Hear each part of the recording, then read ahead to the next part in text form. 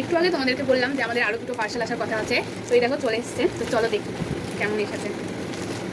Flipkart থেকে যখন পার্সেলটা এসেছিলো বাপরে, আর এখন চলে এসেছে মিশো থেকে। মানে তখন আমি এত বোকা ছিলাম, মানে প্যাকেটে দেখলেই হতো ফ্লিপকার্টের লোগো ছিল, মানে কী আর বলবো। তো এটা অর্ডার করেছিলাম হচ্ছে মানি প্ল্যান্ট। দেখা যাক কেমন এসেছে। অনলাইনে একটা অর্ডার করতে বসলে না মনে হয় কি অর্ডার করেই যাই। এটা আবার লাইটিং। চলে পরে তোমাদের সাথে এটা খুলে আমি দেখাচ্ছি। সেট করতে হবে রে, করা যাবে, কি আছে। আর এটাতে এসছে ব্যাগ।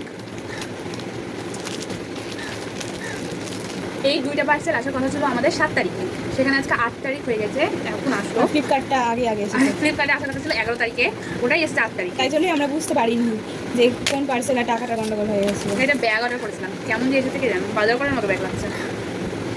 ভালোই তো দিয়েছে, ভালোই স্টাইল ব্যাগটা, ভালোই লাগছে। পিছন দিকটা সিম্পল, সামনে একটু ডিজাইন।